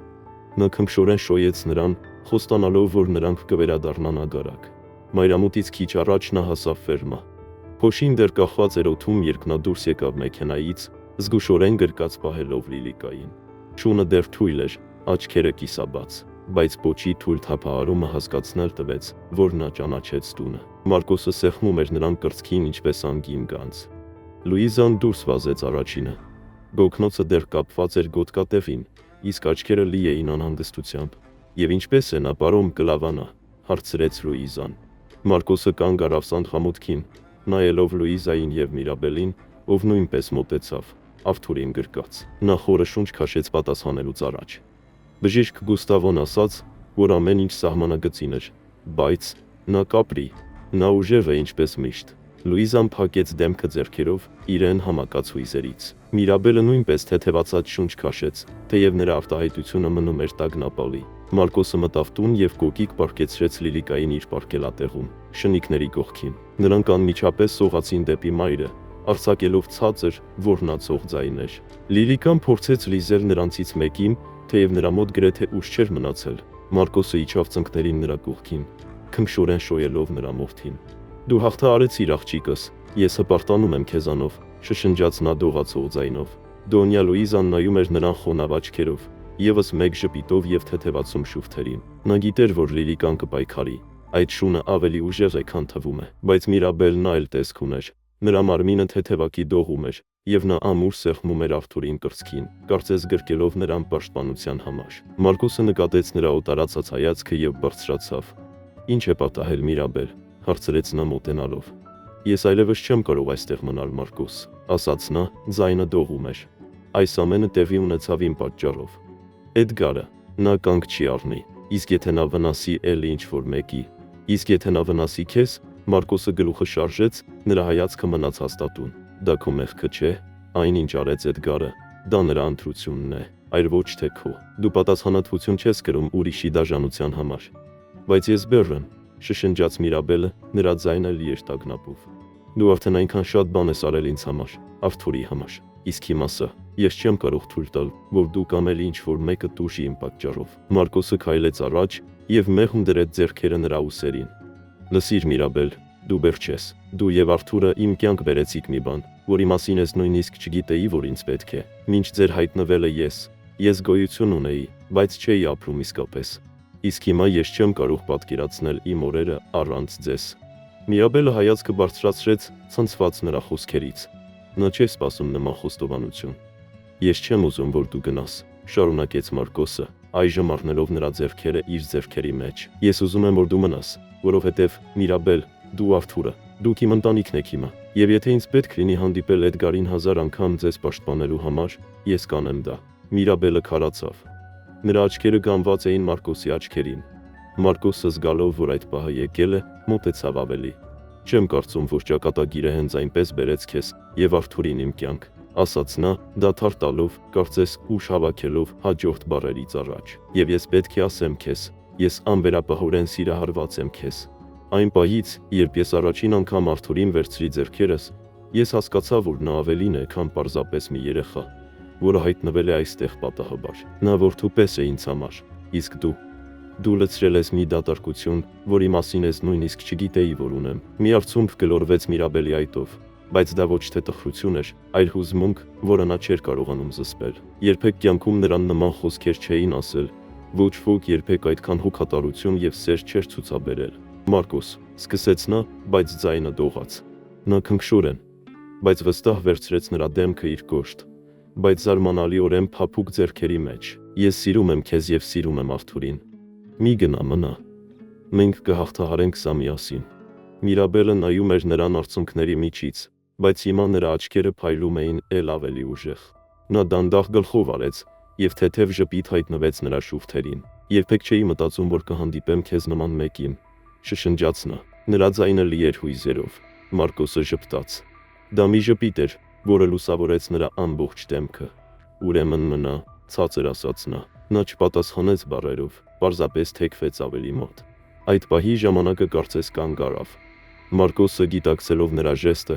մոտեցավ ավելի, մինչև նրանց շուրթերը հանդիպեցին նուրբ համբույրով, լի այն ամենով, ինչ նրանք այդքան երկար թաքցնում էին։ Դա համբույր էր, լցված չարտասանված խոստումներով, ապագայի հույսով եւ վստահությամբ, որ միասին ամեն ինչ հնարավոր է։ Հյուրասենյակի դռան շեմին Դոնյա Լուիզան թաքուն հետևում էր նրանց ժպիտով, գլուխը շարժելով։ Վերջապես շշնջաց նա գոհունակ ժպիտով եւ ցածր վերադարձավ խոհանոց, թողնելով նրանց մենակ։ Մարկոսը եւ Միրաբելը մնացին այդպես եւս մի ակնթարթ։ Նրանց դեմքերը դեռ մոտ էին, իսկ լարվածությունը, որը նրանց պահում էր վախի մեջ, վերջապես անհետացավ։ Երկար ժամանակվա ընթացքում առաջին անգամ աշխարհը ճիշտ էր թվում, իսկ վախի բեռը, որը հետապնդում էր նրանց այդքան երկար, փոխարինվեց մի նոր բանով, հույսով։ Սանդղամուտքում Լիլիկան ցածր հառաչեց քնի մեջ, շրջապատված իր շնիկներով։ Տանը Արթուրը հանգիստ հանգստանում էր իր օրորոցում, օրորված վերջապես խաղաղ եւ անվտանգ մթնոլորտով։ Ժամանակի ընթացքում գիշերը իր տեղը զիջեց պարզ եւ խոստումնալի ծառաբոտին։ Թռչունների երգը միախառնվում էր ֆերմայի բնության ձայների հետ, ստեղծելով կատարյալ ներդաշնակություն։ Մինչ բոլորը նստած էին սեղանի շուրջ, վայելելով սննդարար ճաշը, որը պատրաստել էր Դոնյա Լուիզան, Մարկոսը մի փոքր ցրված էր, հետևելով, թե ինչպես է Միրաբելը կերակրում Արթուրին։ Նա ժպտում էր եւ խաղում նրա հետ, զվարճացնելով նրան զրույցի ընթացքում։ Բայց հանկարծերավոր շարժիչի ձայնը կտրեց օդը։ Ինչ որ մեկը մոտենում էր։ Մարկոսը իսկույն լարվեց։ Միրաբելը դադարեցրեց ուտելը, գդալը օդում սահվեց։ Դա նա է, շշնջաց նա, դեմքը գունատվեց։ Խոսքերն անհրաժեշտ չէին, նրանք բոլորը մտածում էին նույն բանի մասին, Էդգարը վերադարձել է։ Մարկոսը վեր կացավ եւ մոտեցավ պատուհանին, զգուշորեն նայելով վարագույրի հետևից։ Սիրտը խելագարի պես բաբախում էր նոր խնդիրների սպասումով, բայց ի զարմանս նրա, դա Էդգարի մեքենան չէր, դա ոստիկանական պարեկ էր, սա ոստիկանությունն է, լուրջ ասաց նա։ Միրաբելը միանգամից լարվեց, նրա աչքերը լայնացան տագնապից, եւ նա ավելի պինդ սեղմեց Արթուրին կրծքին։ Ինչ են նրանք ուզում, հարցրեց նա անհանգստացած ձայնով։ Գնա սենյակ, հաստատուն ասաց Մարկոսը։ Փակիր դուռը եւ մնա այնտեղ, մինչև ես չասեմ, որ ամեն ինչ կարգին է։ Միրաբելը տատանվում էր, բայց Մարկոսի դեմքի արտահայտությունը առարկությամբ տեղ չէր թողնում։ Նա վեր կացավ և գնաց սենյակ, փակելով իր հետևից դուռը։ Դոնյա Լուիզան, ընդհակառակը, մնաց խոհանոցում հետևելով ամեն ինչին նույն ուշադիր հայացքով, ինչ միշտ։ Մարկոսը ուղղեց գլխարկը և զգուշորեն բացեց դուռը, դիմավորելով փոքրիկ քաղաքի ոստիկաններից մեկին։ Դա Խուլիո անունով մի տղամարդ էր, ում Մարկոսը ճանաչում էր միայն դեմքով, բայց երբեք չէր փոխանակվել ավելին, քան կարճ ողջույններով քաղաքում։ «Բարի օր, Մարկոս», ասաց Խուլիոն, ուղղելով գոտին և նայելով կողքերը։ «Հուսով եմ, չեմ խանգարել»։ Մարկոսը թեթևակի գլխով արեց, ի նշան ողջույնի։ «Բարի օր»։ «Ոչ, չեք խանգարում, բայց ո՞րն է ձեր այցի պատճառը»։ Խուլիոն հոգոց հանեց, հանելով գլխարկը խոսելիս։ «Մենք փնտրում ենք շիկահեր մազերով հղի կնոջ, ով վերջերս անցել է այստեղով։ Նրա անունը Միրաբել է»։ Մարկոսի սրտի ռիթմը արագացավ, բայց նա պահպանեց ամբրտով դեմքի արտահայտությունը։ «Ինչու եք նրան փնտրում, ինչ է պատահել», հարցրեց նա հանգիստ, բայց հաստատուն ձայնով։ «Մենք պետք է հայտնենք նրան լուրը իր ընկերոջ, Էդգարի մասին», պատասխանեց ոստիկանը լուրջ տոնով։ Մարկոսը հայացքը չթեքեց և կանգնած էր հաստատուն։ «Նա այստեղ էր մի քանի օր առաջ։ Ես նրան մի քիչ ուտելիք տվեցի, բայց նա արդեն գնացել է։ Չգիտեմ ուր», ասաց նա հարթ ձայնով։ Խուլիոն դանդաղ գլխով արեց, կարծես կշռադատելով լսածը։ «Հասկանում եմ։ Բանն այն է, որ դժբախտ պատահար է տեղի ունեցել։ Երեկ գիշեր գտել են նրա մեքենան շրջված գյուղամիջյան ճանապարհին։ Էդգարը մահացած էր»։ Ներսում Մարկոսը մնաց անշարժ, բայց հոգու խորքում զգաց բոլորովին այլ զգացում, խորը թեթևացում։ Նա գիտեր, որ չպետք է իրեն այդպես զգա, բայց չէր կարող դրան խոչընդոտել։ «Ինչ է պատահել», հարցրեց նա, աշխատելով պահպանել չեզոք տոնը։ Դատաբժշկական փորձաքննությունը ցույց է տվել, որ նա հարբած է եղել, կարծես թե կորցրել է կառավարումը և շրջվել։ Դատելով ամեն ինչից, դա դժբախտ պատահար էր, բացատրեց Խուլիոն։ Մարկոսը հոգոց հանեց, գլուխը շարժելով կեղծ ափսոսանքի արտահայտությամբ, բայց ներսում փորձում էր գիտակցել լուրը։ «Ահա թե ինչ, ցավալի է իհարկե, բայց ես չեմ կարող օգնել։ Եթե հանդիպեմ այդ կնոջը, ձեզ կհայտնեմ»։ Խուլիոն գլխով արեց, նորից դնելով գլխարկը։ «Եթե կարողանաք, մենք շնորհակալ կլինենք»։ «Շնորհակալություն ձեր ժամանակի համար, Մարկոս»։ Ոստիկանը նստեց պարեկային մեքենան,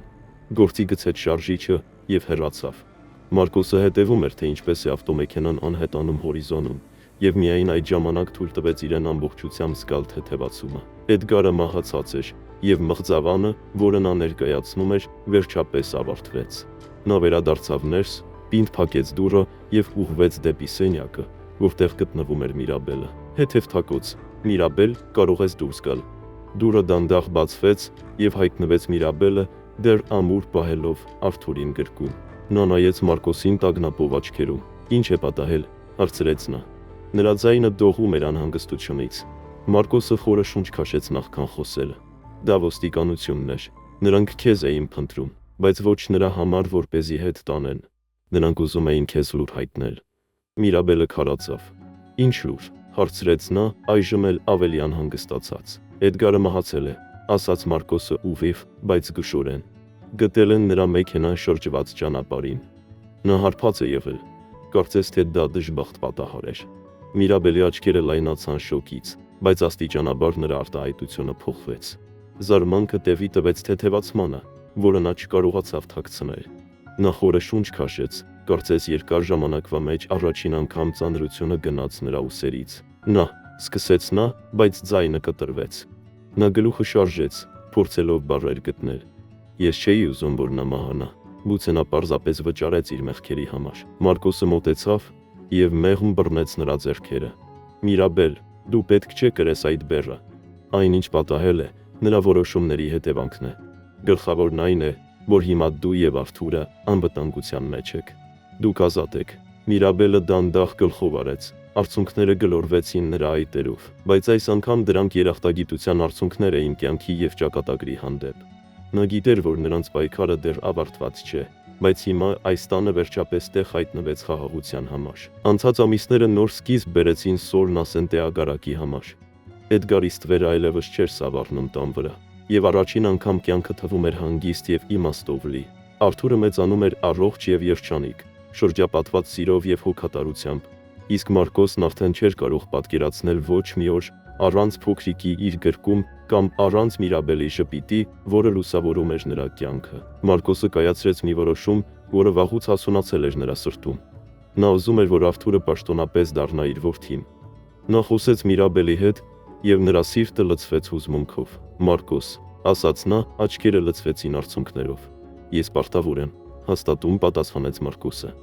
որովհետև նա իմ որդին է, Միրաբել։ Նա միշտ էլ եղել է այն օրվանից, երբ ես առաջին անգամ վերցրի նրան ձեռքերս, եւ ես ուզում եմ, որ դա դառնա պաշտոնական։ Գործընթացը արագ անցավ, եւ Մարկոսը գրանցեց Արթուրին իր ազգանունով։ Զգացողությունը, որ նա ընտանիք է ստեղծել, լցնում էր նրան հպարտությամբ։ Հիմա Արթուրը նրա որդին էր ոչ միայն փաստաթղթերով, այլև սրտով։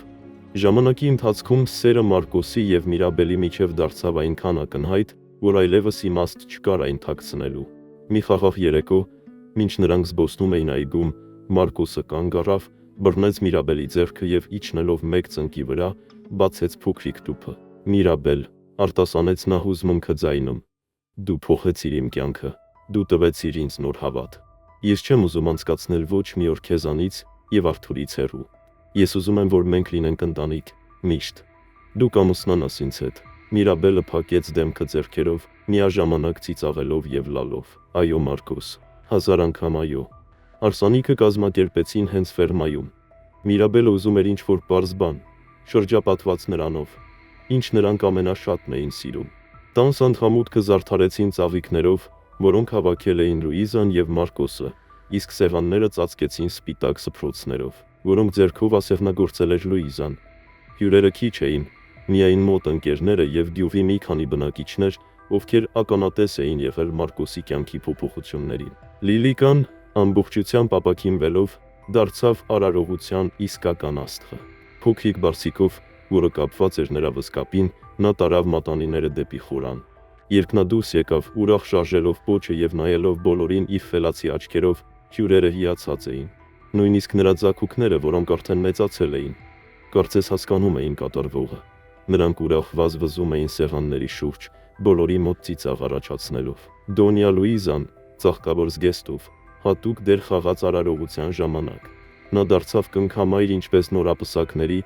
այնպես էլ Արթուրի համար։ Երբ Մարկոսը եւ Միրաբելը փոխանակվեցին մատանիներով, նա չկարողացավ զսպել արցունքները։ Ես գիտեի, որ այսօրը կգա, ասաց նա, ժպտալով հպարտությամբ։ Երբ արարողությունը մոտեցավ ավարտին, Մարկոսը բռնեց Միրաբելի ձեռքը եւ դիմեց հյուրերին։ Շնորհակալություն բոլորիդ, որ այստեղ եք։ Այս ֆերման միշտ եղել է իմ տունը, բայց այսօր, երկար ժամանակվա մեջ առաջին անգամ, այն իսկապես դարձավ ընտանիք։ Եվ այդ ամենը Միրաբելի, Արթուրի, Դոնյա Լուիզայի եւ բոլորիդ շնորհիվ, ովքեր հավատացին մեզ։ Օրը ավարտվեց ծիծաղով, երաժշտությամբ եւ պարերով աստղալից երկնքի տակ։ Միրաբելը, Արթուրը, Մարկոսը, Լուիզան, Լիլիկան եւ նրա ձագուկները շրջապատված էին ուրախությամբ եւ սիրով։ Առաջին անգամ ամեն ինչ իր տեղում էր։ Այսպիսով, Սոլնասենտե, Ծագուղարև, ֆերման դարձավ բեմ նոր պատմության համար։ Պատմություն ոչ թե միայնության, այլ սիրո եւ միասնության մասին։ Իսկ դուք ինչ եք կարծում։ Արդյոք Աստված ուղիղ է գրում ծուռ տողերով, թե Մարկոսի եւ Միրաբելի հանդիպումը ընդամենը ճակատագրի խաղ էր։ Թողեք ձեր կարծիքը մեկնաբանություններում։ Շնորհակալություն, որ մեզ հետ էիք։ Գրեք ներքևում, թե ինչ եք մտածում այս պատմության մասին եւ որ քաղաքից եք մեզ դիտում։ Դրեք լայք եւ բաժանորդագրվեք մեր հիշողություններ պատմվածքներում ալիքին, որպեսզի միասին մենք կարողանանք ստեղծել հսկայական համայնք, որը կիսվում է ոգեշնչող պատմություններով։ Մինչ նոր հանդիպում։